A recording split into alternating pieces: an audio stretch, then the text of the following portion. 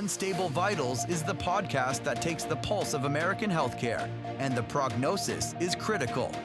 Dr. Adam Brown and Dr. Lara Zibners, physicians turned entrepreneurs and business leaders, expose why the system is unraveling before our eyes. Hello and welcome to yet another episode of Unstable Vitals. I am Lara Zibners and I am here with my good friend Adam, also known as Dr. Brown. And where are you sitting today, Dr. Brown? So I'm in my home office in DC. So it's nice to be home, although I think you're in California today, and I'm extraordinarily jealous because I got some intel that the temperatures were like in the 80s. For our UK folks, that's like in the 20s. Yeah, I thought you were going to say you were jealous because I sent you photos of me here with your husband. Well, a little bit jealous about that too. I was a bit jealous about that, but like you did, just for those that know, they're both at a conference together. So let's not create any scandal unnecessarily. We're in Dana Point for a conference. Steve was on a panel. I have been running around, but you know what happened this morning? Some poor sucker sat down at the table and he said, we said, is the juice good? And he said, it's orange juice, or somebody said something about the juice. And then, you know, juice leads me to juice box. And, you know, my company produces the vaginal juice box. And this poor guy who sat down and just wanted to have his breakfast ended up getting a full pitch on calla lily. And we have follow-up plans. So that's what I'm doing here in Dana Point. See, I thought the orange juice was going to turn into the addition of champagne, which made it a more appropriate breakfast drink of a mimosa. But that's not what happened. It turned into calla lily. But I get it. Well, we got to talk. We got to talk with Katie. Oh, right. Oh, wait, I have to introduce our guest. Okay, you just blew it. So what I was going to say is our guest, I'm very excited to have. She is somebody that I was stalking for quite a while. Like I kept meeting her and giving her my card and I'd be like, we should connect because I think you're neat. And then she would not connect with me. And then finally I got in her face and I was like, I want you on my podcast and I want you to be my friend. And now today, as of today, I think I have both.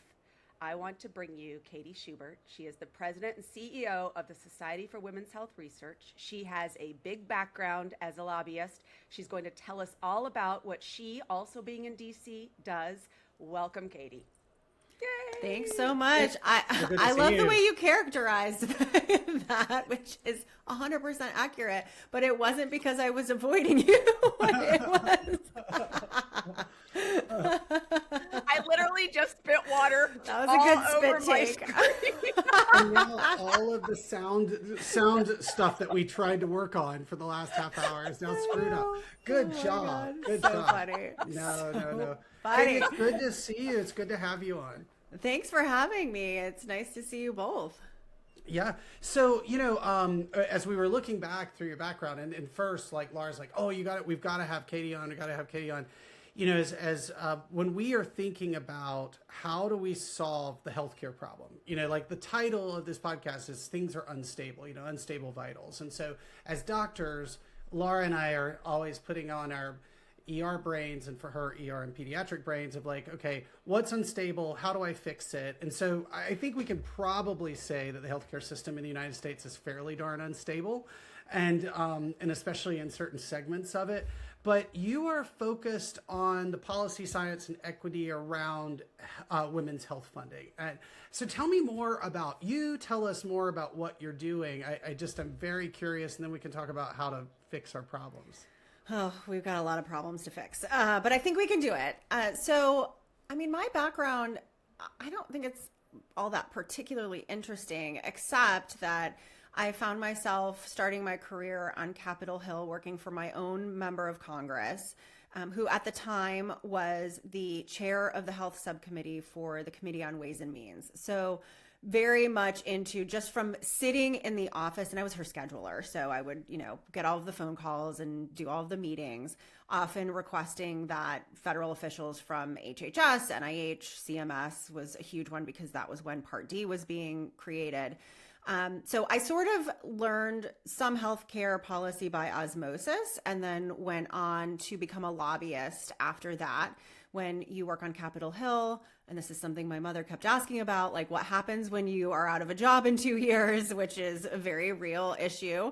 And I was like, oh, it's fine. I'll find another job. But I ended up working at a lobbying firm that only did healthcare policy, a boutique firm. And uniquely, their clients were nonprofit organizations, some in the patient advocacy space, some in the medical professional society space.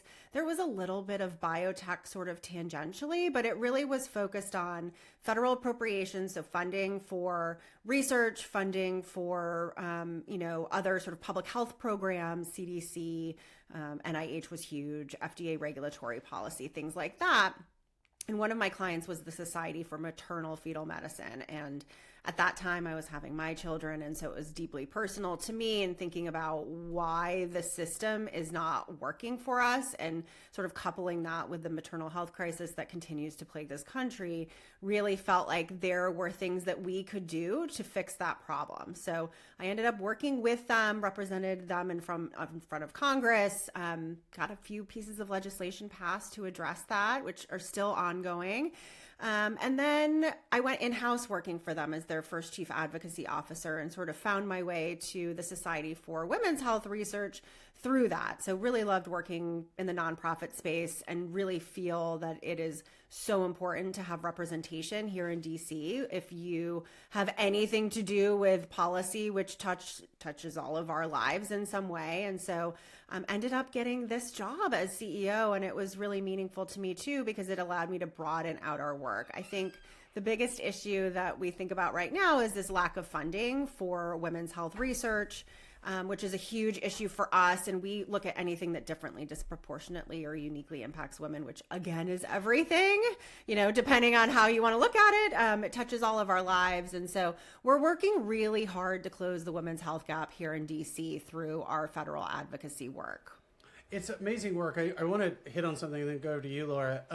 So having done a lot of advocacy work, not at your level, but I think there in Washington, D.C., in my previous job, I did a lot of government affairs work, would go into the senators' offices or the representatives' offices. And it's always kind of interesting, because we would go with another lobbyist and we'd sit there, and the conversation's like, so what are you hearing? How's it going? How's things going through committee?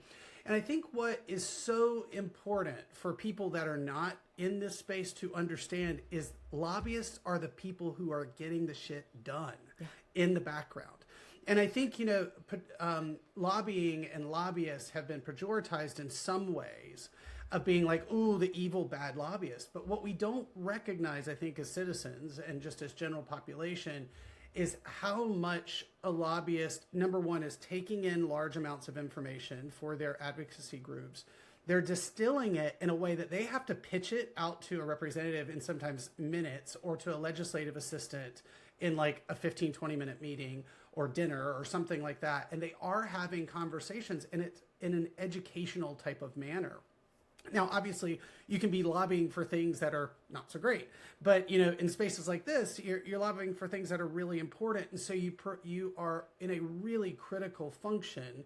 And I learned that, seeing it in action, advocating for health policy initiatives, of really the criticality of having lobbyists to provide the information, to let people know, like, well, what is industry saying? What is the public saying about this issue? How is this going to impact people? Because otherwise, these 435 people that are in Congress and these 100 people that are in Senate are kind of just responding and listening to whatever's happening on their committee, and they're getting little bits and pieces of information. And there's a lot of stuff, typically, that's happening through Congress. And so I just want to make sure that people understand the role that lobbyists play outside of just the policymakers, outside of the regulators and legislators. Did I frame that out right? Yeah, I think so. And it's really interesting when I left the Hill. So we had lost 2 elections. I had gone to a second office, and I was like, I can't do this again. But when I left the Hill and I shared with my family that I was going to a lobbying firm, my brother, who was, he's a lot younger than me. I think he was still in college at the time. And he was like, oh, what terrible corporation are you going to be working for? And I was like, well, that's not really what's happening here.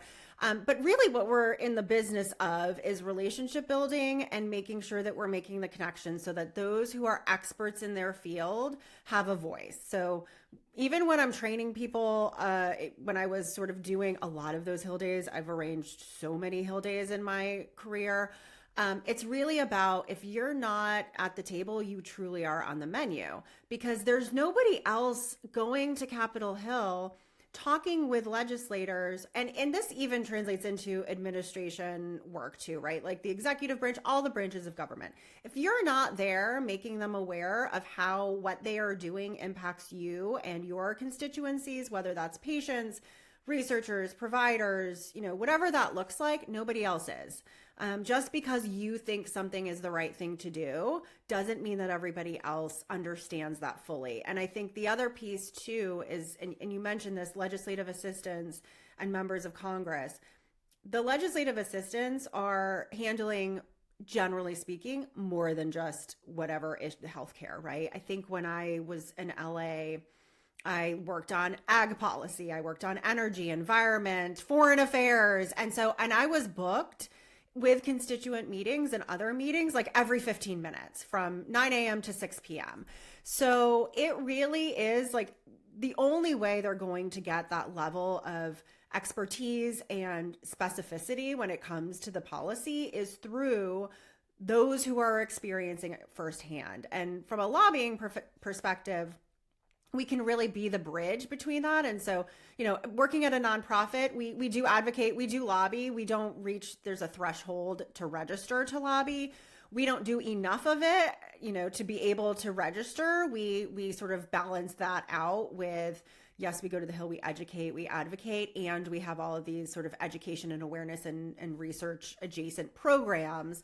But we're up there often talking about it and making members and their staff aware of what they need to be watching out for, and making sure that they're doing the things that we think are the right things to do and helping them navigate it. And I do think it's interesting because I think I used to think when I was on the Hill that, oh, you don't need a lobbyist or a government relations professional. You can just call your person and get done what you need to get done.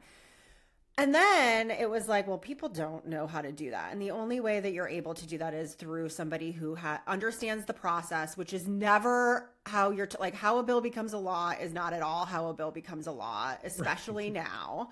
Are you telling me that Schoolhouse Rock is I not know. right? It's not accurate. I know. Isn't that a bummer? I mean, we never fund the government shut down this year for a record number of days. So right. it and is still is shut down. Some parts and partially shut down. Yeah. I mean, so the system, we talk about the healthcare system being broken.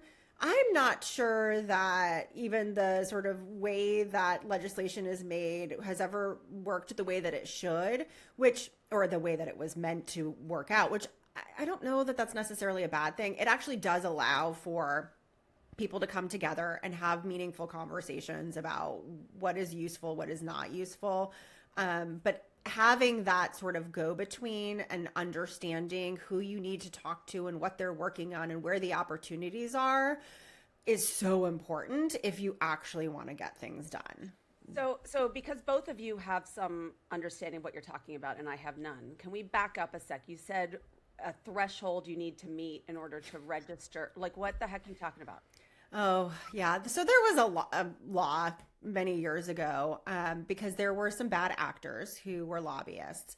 And so lobbying is a pretty transparent endeavor if we're looking at what people are registered to actually lobby for. So, you can go into the lobbying disclosures. There's a requirement to register as a lobbyist. For us, we are nonprofits can lobby. That's sometimes news to people. You just can't have it be sort of the bulk of the work that you do. And so when you look at nonprofits in particular, there's a threshold that you have to meet in terms of the activities that you do to be transparent in the work that you're doing. So our work does not meet it because it's a small chunk of the broader work that we do. But when I was at the Society for Maternal Fetal Medicine, I was a registered lobbyist, and I put in my quarterly reporting. You could go in there and see I was working on federal appropriations. I was working on maternal health. You just sort of list out the things that you're doing so that it's a very clear process. And that was really because people were getting into trouble because they weren't behaving the way that they should have. So Congress cracked down on it. Got it. Okay. So now I understand. And I want to talk for a sec about it's clear that you're not just advocating and educating, you're also having to understand politics and and what you and I had a conversation once, which stuck with me, where you talked about how you explained a women's health issue to a group of Republican individuals in framing it about, can you share that and kind of how the understanding of politics is so important in how you educate? Yeah. So, I mean, that's a really good question. And it's something that I think sometimes makes people feel a little bit icky, right? When you think about, ooh, well, it's slimy, right? To go and talk with policymakers and, you're telling them different things. That's not at all what's happening. Just as you would tailor your message to a patient, right? And knowing who they are and what it is that they care about, you would tailor your message to different members of Congress. So when we think about what is a priority for them, we have to meet them where they are. And so if someone deeply cares about the significant costs to the healthcare system, which many people do on both sides of the aisle, we might talk about investing in women's health prevention. And if we could make sure that women are getting screened for a variety of chronic conditions or whatever it is that they're looking for that will then on the back end save money, we might do it that way. Last night, I was actually at a congressional briefing that was specific to Republican members of Congress. And we like to work in a bipartisan way, but whatever will get us in a room to be able to make sure that we're meeting decision makers where they are, we will do. This happened to be on endometriosis. And I watched probably a half a dozen Republican members themselves. These members don't often come to congressional briefings. Come in the room and talk about why endometriosis mattered to them and how they were going to work to increase federal funding for endometriosis research. That was really meaningful. And yes, I know, I can see your face. It's like, is there a glitch why would they do that? Yeah. Matrix? Like, what's I happening? know. This is cognitive dissonance. No, Like, here's this why. is what it looks like. Yeah. That's what my But face looks like when But that's like how we have to approach this, right? Like, okay, what is it, when I would have constituents coming in and meeting with me, and I worked for moderate Republicans, which was like a totally different world, 23 years ago. Number one, those don't really exist anymore. We were always working to increase federal funding for something, whether it was NIH or education, Department of Education, all of that. Like, this is a parallel universe probably, but it really was like, what is a personal connection? Because they're people too. So all of these people have a very personal connection to this issue. And I have heard a lot of members, and we had a bipartisan roundtable last fall where we pulled in, it was really hard to keep it bipartisan because that's not where we are sort of as a country thinking. It's very divisive, right? Publicly. It's publicly very divisive. I don't think behind the scenes it's as divisive as we think it is. Because they all have to hang out together. Now, some of these things play out on social media and it just feels icky, right? But if you can come in and meet somebody where they are and fully understand what it is that they care about, that's how you can help them understand that the power that they hold as a policymaker can actually fix this thing. So, we might go in and talk about endometriosis as an example and, share that it affects at least 1 in 10 women, and which is the same proportion of women that have diabetes. And they all know what diabetes is, and diabetes gets $1 billion a year through NIH, and endo gets $28 million a year for the same, impact, proportionally speaking. And they understand that. And then you start talking about what the symptoms look like. And then they start thinking about, oh, my mother went through this. My wife is my daughter. And so it really is a matter of taking the time to do that. Like, and yes, you do, like, to your point, like, we do have to sometimes explain things very quickly.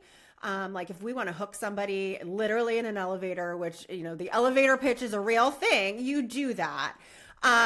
But it really is a matter of just finding out what it is that they care about and how to connect with them. And maybe you might know that Congressman so-and-so has a dog and they, the dog is in the office and you ask them how the dog is doing. It's a matter of like understanding those dynamics and connecting with them personally.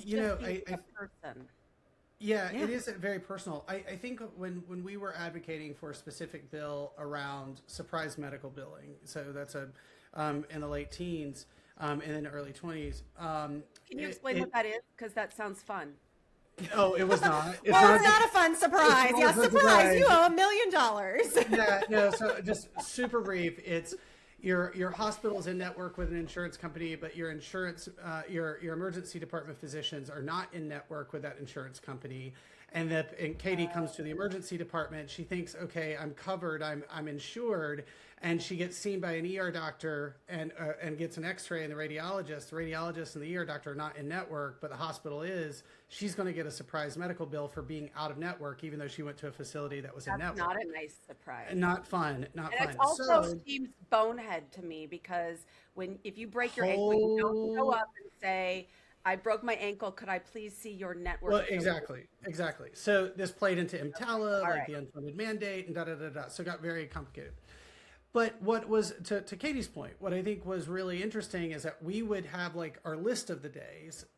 They would typically use me for going in to speak with Democrats and moderate Republicans.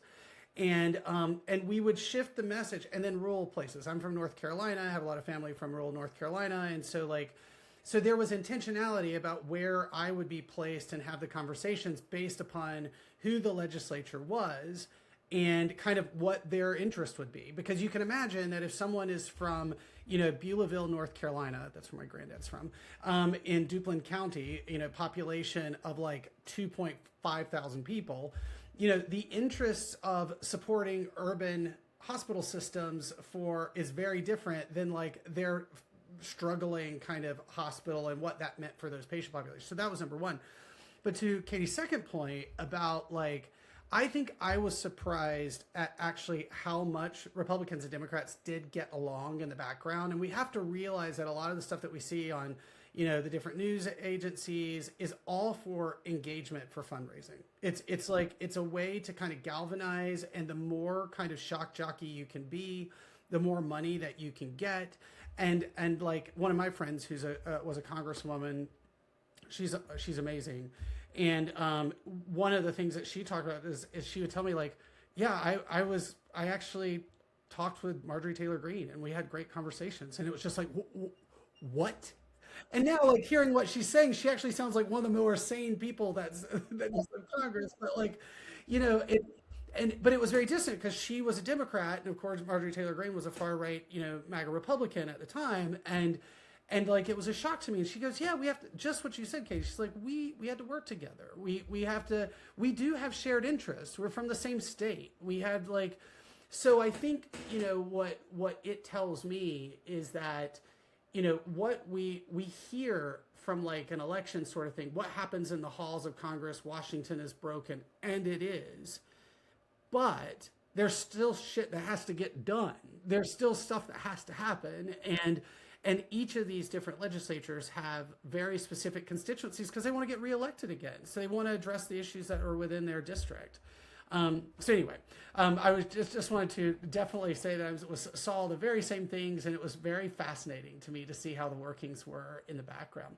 I wanted to ask you, so going more to women's health and the work that your team is doing, because we do, Lara and I share kind of a similar, we share different backgrounds, of course, and we have different type of roles in what we do, but we both, of course, see that there's a massive gap in women's health funding, in underrepresentation in trials, and kind of structural gaps that there are in policies. And so I wanted to ask you, what does that actually mean for you in practice? So what are you doing to address some of those issues? Yeah, well, and I should say too, the Society for Women's Health Research was founded in 1990 so we've been around for a while. And for a long time, we were probably the only organization that was working on the women's health gap. And now we are, 36 years later, and there are so many more people talking about this, which is really, really important, because I think the momentum we've seen over the last even 5 years has been a result of this community coming together and moving it forward. But what we have seen, so in 1990, we were created by a group of researchers and physicians, some OBGYN, some not, sort of sitting around saying, wait, we're not including women in clinical trials at the NIH. What? So, which still to this day, people, it's gotten less, which is Wait, kind of y'all nice, have different body parts? Right. Like, oh, turns out we're different. I mean, that's usually where I make my joke about, like, all you have to do is, like, meet me and meet my husband, and that, like, our brains are different. Like, like, we just function differently.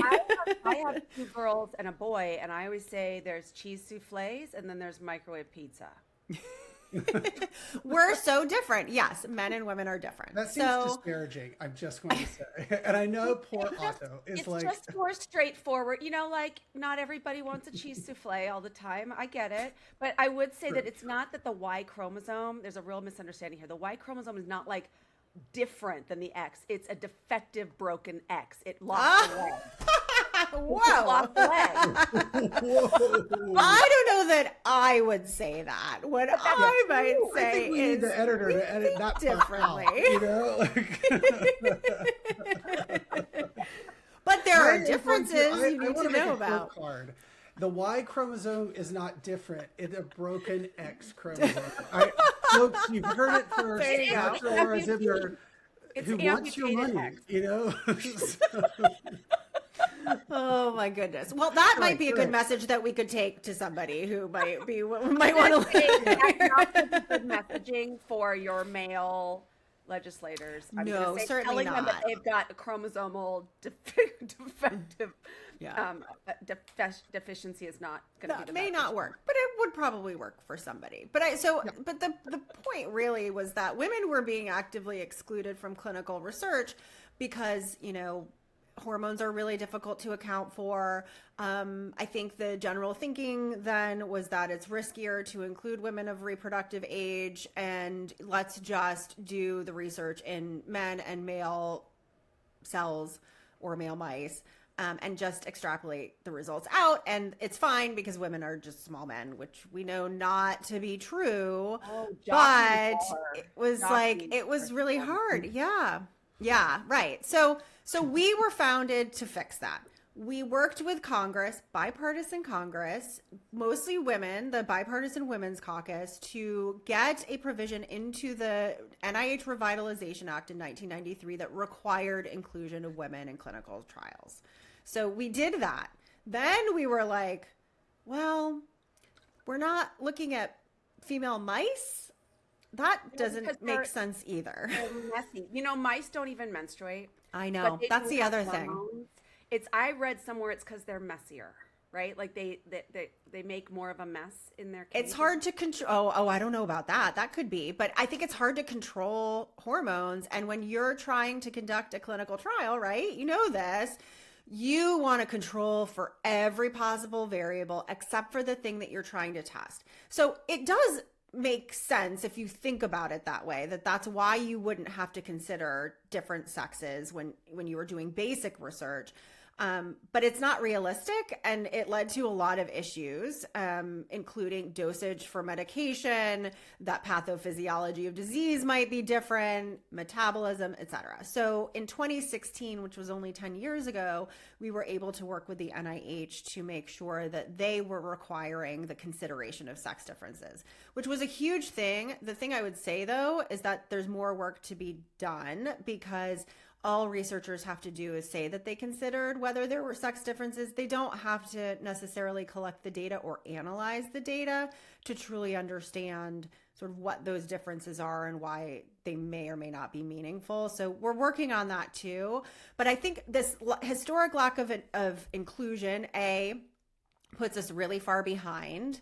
It leads to and has led to clinical guidelines being based on male bodies. And actually, I would even go so far as to say it's actually based on a unisex person that doesn't really exist. Because if you're not accounting for sex differences, you're not helping anybody, right? It's just bad for everybody. So, we have clinical guidelines and treatment guidelines, even in heart disease, right? That were based on men and not recognizing symptoms look different for women. Yeah. Right. Yeah, totally. And like, there are women who are, I'm feeling really tired. What could that be? My And grandmother had heartburn, went to the doctor, gave her antacid, dead the next day, my God. unfortunately. Like, I mean, like it's, So it wasn't and heartburn.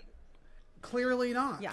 And it's like, I mean, I love my grandma Brown, but it was one of those things where, as an ER doctor, I look back and I was just like, she had the most typical of symptoms that are called atypical. For a woman of her age. 1% of And, the population. well, this By is the thing, right? Exactly Then right. it is typical, right? It's very typical. Yeah. The most typical atypical that's not atypical. Yeah. That's yeah. right.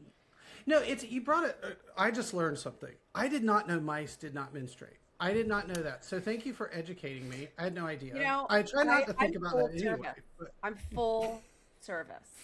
It is important though, because it actually limits us even further, right? Yeah. Like, okay, mice are important in a number of ways, but if you're trying to look at some sort of issue, like maybe uterine fibroids or menstrual bleeding or whatever, and you're trying to account for it, like it's not going to help. So we do need to look at those non-animal models, which I do think, to their credit, this NIH is looking at. And so that actually, I think, will be really important for us as we think about how to be more precise in our research. So I've got a question. It's a spicy one, so buckle up. All right. Uh-oh.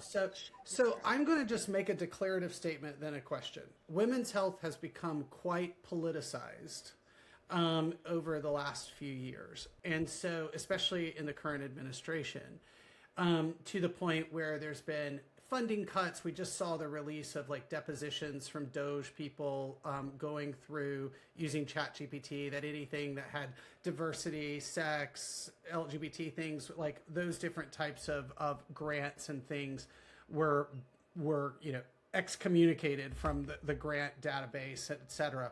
So I'm going to kind of give a bifurcated question here. That was the framing.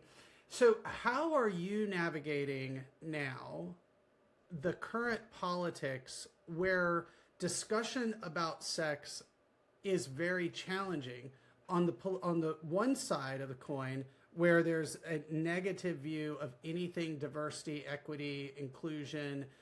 On the other side of the aisle, there's like, what is a woman? So that's like where you kind of see a bipartisan break of, but still could harm women's health. But I'm also seeing in the private sector much more discussion and buzz around the priorities around women's health. So where does that leave us? That's the spicy question, is like, are we pushing for meaningful progress? Is that actually happening? Or are the politics really screwing things up, but yet private side is like picking up another grant? Where are your thoughts on where we are and the challenges with progressing forward? Yeah, I will say this. The metrics of how we measure success look a little different than they might have looked before. And that's the case, I think, with any administration change. True. This just seems more so, right? Like it just feels, because it's hard to predict what's going to happen. So I'm going to read you a quote and then I'll tell you who it was from. It's absolutely vital that the NIH invest in women's health. That's not DEI. That's just how you answer basic biological questions to make women healthy.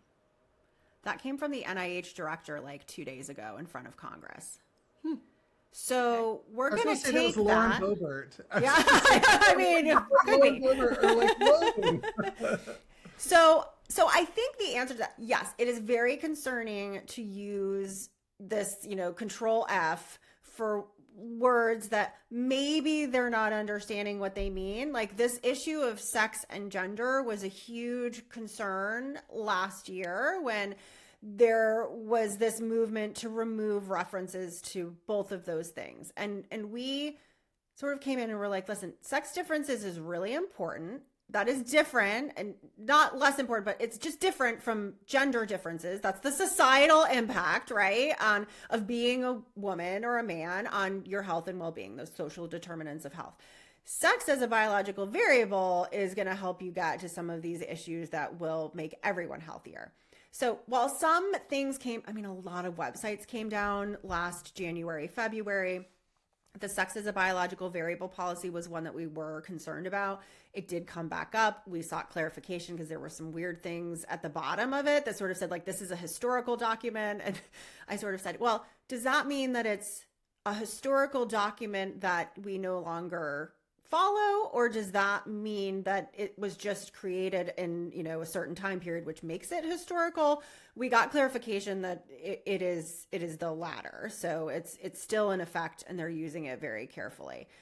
The thing that I think as a research community are really challenged in right now is, and this goes back to how are you framing the way that you talk about something, which feels hard, right? Like this issue about DEI, it's very difficult because it's not like advantages for certain populations. It's actually looking at the population that will be most impacted or is most impacted by a certain health condition or issue. If you look at women's health, the disparities between Black women and everybody else are worse in every single category. You name it, it's bad. And so that's the data.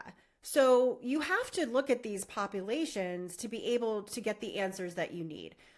Nowhere in there did I say health equity. Nowhere in there did I say inclusion or diversity, which is tricky because for years, researchers have been told you have to study health equity. You have to use these words. And so the flip has been, I think, really hard when you think about how you talk about your research. We are now just working through like, how do we explain this in a way that makes sense? And I've seen members of Congress and I've seen federal officials say things like, the data is telling us that there are disparities and there are meaningful scientific questions that we have to answer. So yes, like the cuts or the threat of cuts are very real. We've been able to restore the cuts to the Women's Health Initiative that we saw last year. We have a very strong and we have increased funding for the Office of Research on Women's Health. Last week, the Office of Women's Health at HHS did host a national conference, which was interesting and nice to see many people in the room. We could probably talk about like whether there needed to be some more scientific sessions there or different sort of ways of thinking about it. But all in all, I do think that they see the value in it. It's just a matter of trying to figure out how to navigate it. Because the other thing that I will share is the uncertainty of the cuts. Like the president is going to propose a budget that, last year it proposed a 40% cut to NIH. In no real world was that going to happen. There's strong bipartisan support for the NIH. They actually clapped back and increased. It was a small increase, but I think of the $400 million increase at NIH, 30 million of it went to the Office of Research on Women's Health. So there is year over year an increase. The issue right now that I am really concerned about, which gets really into the weeds, is that the money is not moving out of the NIH quickly enough. Mm-hmm. It's being held. And I know I was just talking with some members last night about who I happen to catch, and they brought it up and I was like, oh, this is a real problem. Here's what we're hearing from our researchers. They have been approved, but they're not getting the money. And you appropriated that money, so you might want to call over there. So that's exactly, and I'll just make this comment and then shut up. But that is where I'm seeing you get bipartisan support in Congress because they're starting to say things like, no, we kind of do need vaccines for measles. That's kind of important stuff. Right. And then all of a sudden it gets to the agency, the executive branch level, and you've got someone who's completely just into politics and not.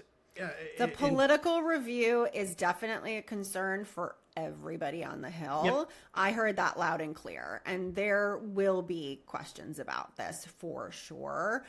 I think that piece of it has been. The other thing I guess I would share too is that all of the DOGE cuts, I'd be very curious to see how many of those held because so many people have been either hired back or they've hired to replace. And, I just don't know.